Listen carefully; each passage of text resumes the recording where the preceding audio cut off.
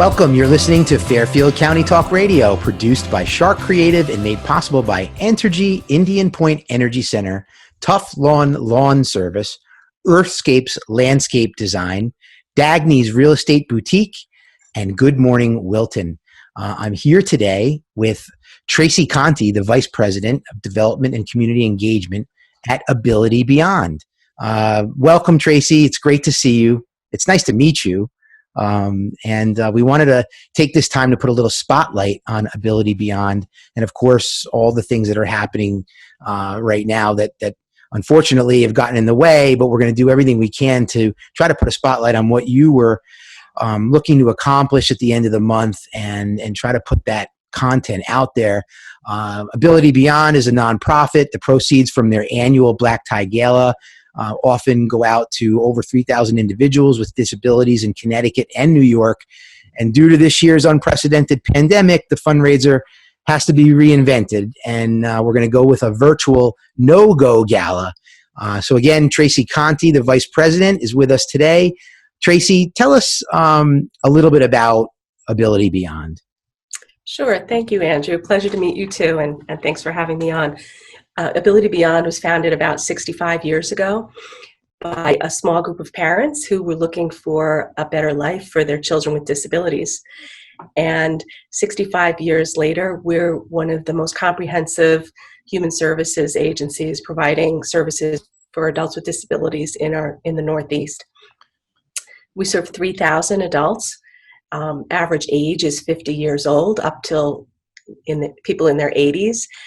And we're serving people with every disability, from autism spectrum disorder, traumatic brain injury, developmental disabilities, and mental health issues. Could you tell us, what makes the program so vital to the community? Sure. Well, we provide 360 degrees of care for adults with disabilities. And the range of disability is from a minor impairment to a very complex impairment. But nonetheless, everyone deserves to live as independently as possible. So we provide a home for people. We provide work so that people gain value through work and can earn some money to help support themselves a bit. We provide transportation to and from that job that they have. And we provide a community where they can get together for our day programs and enrich their lives and have friendships. And many of the people we serve don't have families. And so who else would be providing for them if we weren't around?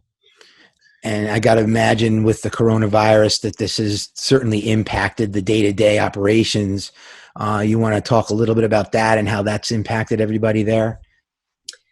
Sure. It's really unprecedented, and everyone's experiencing it. But at Ability Beyond, we've had to suspend virtually all of our programs, with the exception of our residential services. So right now, we're focused very diligently on taking care of 450 adults with disabilities who live in 120 of our group homes across Connecticut and New York.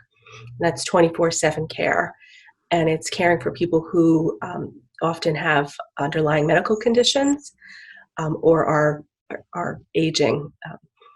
So it's a really diligent process. And 120 group homes, as you can imagine, when you're preparing your own home for this quarantine, we're doing that for 120.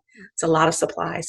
That's a lot. And, obviously this has impacted everybody, right? From all walks of life. But I can't even imagine what, I guess, the financial impact must be as well for your organization. If you want to talk a little bit about that, just to help our listeners and your followers understand what this really does and how you probably need them even more than ever. Yeah, I mean, everybody's feeling it. Everybody. So we empathize with everyone. At Ability Beyond, those impacts are equal to about $90,000 a day. So for a 60-day incident of quarantine and suspended programs, we're looking at an impact of over $5 million in just 60 days. So we need it more than ever. We're in a good year. In a regular, normal circumstance, we rely on fundraising to raise 10% of our annual budget. This year, the need is extraordinary.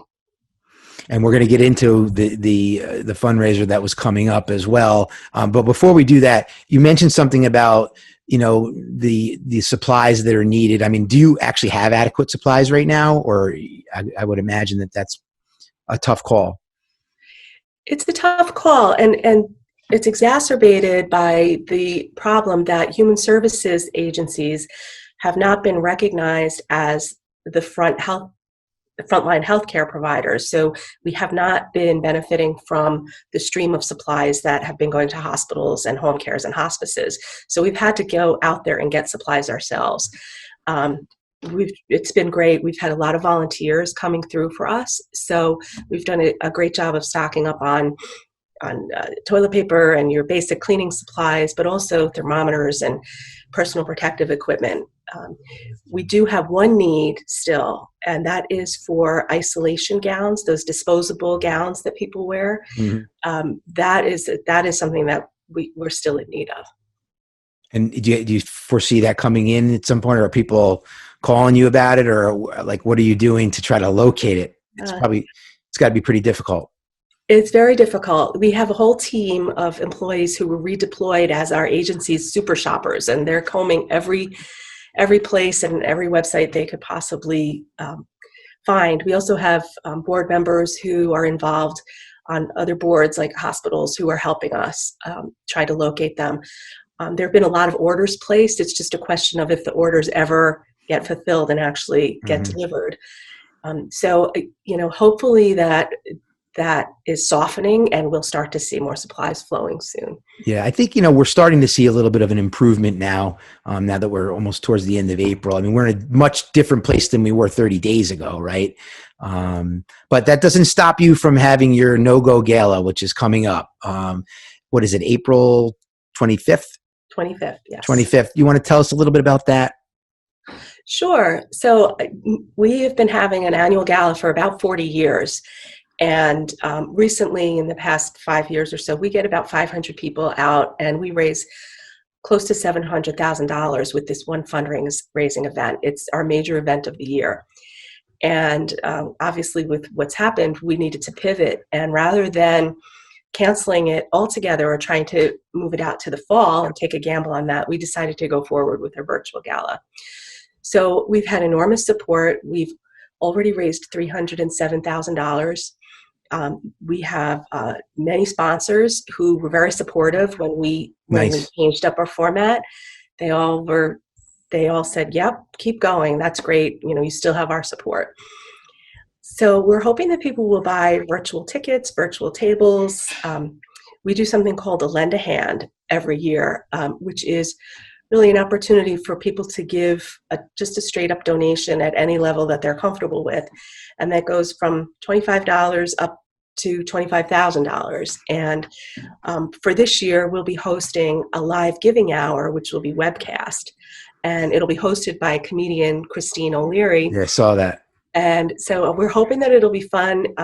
We're going to showcase some videos and some photo montages of what's happening at Ability Beyond. And we're looking at, Christine's going to bring some levity to the situation, which we all need a little bit of that. Yeah, that's for sure. Look, everybody's pivoting these days. There's a lot more, obviously, online, virtual types of fundraisers. I was involved with one a week or so ago.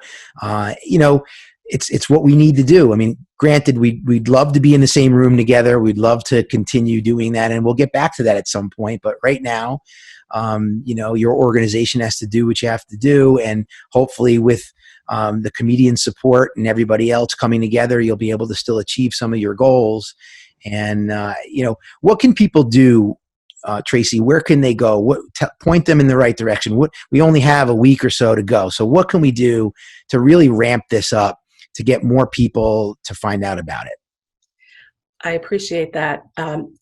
People can visit our website at www.abilitybeyond.org. There's a big yellow banner right at the top that says click here for our Go Gala. So people can visit. They can share that link with their friends and their family. You can find us on social media on all of the channels. So like and share, and really help us get the word out there. And we hope people will tune in through our website on April 25th at 6 p.m. www.abilitybeyond.org. That's awesome. Well, look, I'm saying a week. It's only 3 days away. Yeah. So we need to really get it out there. I wish you all the luck in the world. We'll do everything we can to support you by pushing this little piece out there. Tracey, it was really a pleasure. Vice President, Ability Beyond. So nice to meet you. So nice to talk with you. I wish you the best for the 25th and beyond. So we'll go from there. Just want to remind everybody you have been listening to Fairfield County Talk Radio, which is produced by Sharc Creative, made possible by Entergy Indian Point Energy Center, Tough Lawn Service, Fairfield County Tick Control, Earthscapes Landscape Design, Apollo X Pest Control, Good Morning Wilton, and Dagny's Real Estate. We'll be back with more isolation therapy. This has been Isolation Therapy, episode 11. Take care.